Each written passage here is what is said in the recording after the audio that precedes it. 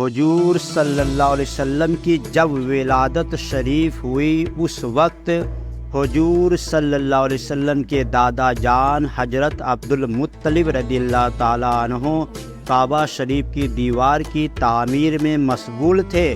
عبدالمطلب فرماتے ہیں کہ میں کعبہ شریف کا طواف کر رہا تھا کہ اچانک کعبہ شریف چاروں طرف سے جھومتا نظر آیا اور پھر مقام ابراہیم میں سجدہ میں گر گیا اور اس میں سے تکبیر و تحلیل کی آواز آنے لگی۔ پھر وہ سیدھا کھڑا ہو گیا اور اس سے آواز آئی، الحمدللہ الذی خصی بحمد المصطفیٰ، سب تعریف اس اللہ کے لیے ہے جس نے مجھے محمد مصطفیٰ صلی اللہ علیہ وسلم کے ساتھ مخصوص فرمایا۔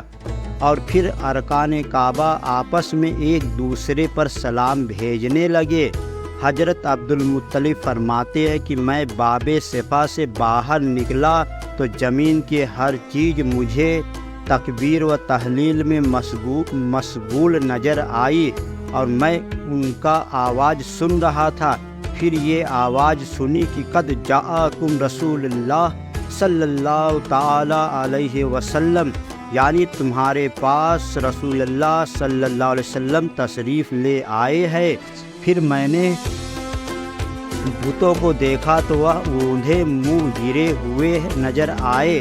پھر اپنی آنکھیں مسلنے لگا کہ یہ جو کچھ دیکھ رہا ہوں عالم بیداری میں ہے یا عالم غیب میں دیکھ رہا ہوں۔ پھر میں جب گھر پہنچا تو گھر کے ارد گرد عجیب و غریب نورانی پرندے اڑتے دیکھے اور گھر سے مشک و عنبر کی خوشبو اٹھتے نظر آئے۔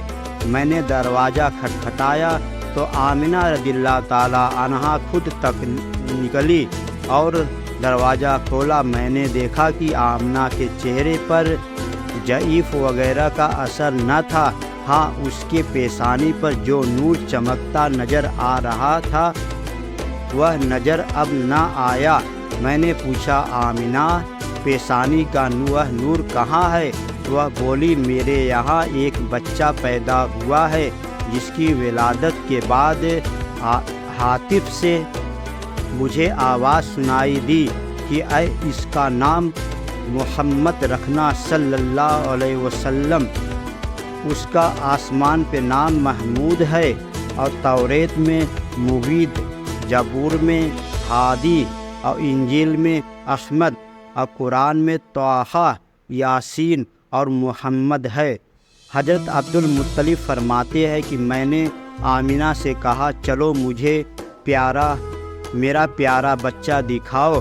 چنانچہ جب میں آگے بڑھا تو ایک عظیم شخص تلوار کھینچے راستے میں کھڑا نظر آیا جس نے آگے بڑھنے سے روکا۔ عبدالمطلب ڈر گئے اور پوچھا کہ تم کون ہو اور کیوں روکتے ہو؟ وہ بولا، اس مقدس مولود کی جب تک سارے فرشتے زیارت نہ کر لیں گے کسی کو آگے جانے کی اجازت نہیں۔ میں اس کام کے لیے یہاں مامور ہوں۔ ہمارے حضور صلی اللہ علیہ وسلم کعبہ کے بھی کعبہ ہے اور کعبہ شریف کی ساری عزتیں ہمارے حضور صلی اللہ علیہ وسلم کی ہی صدقے میں ہے۔ اور یہ بھی معلوم ہوا کہ حضور صلی اللہ علیہ وسلم کی تشریف آوری کی خوشی میں ساری کائنات نے خوشیاں منائی۔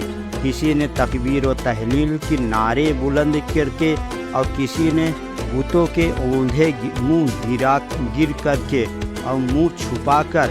یہ بھی معلوم ہوا کہ بچہ پیدا ہونے پر اس کا نام اس کے ماں باپ رکھتے ہیں یا بہن بھائی اور دیگر افراد، مگر ہمارے حضور صلی اللہ علیہ وسلم کا نام خود خدائے تعالیٰ عز و جل نے رکھا ہے۔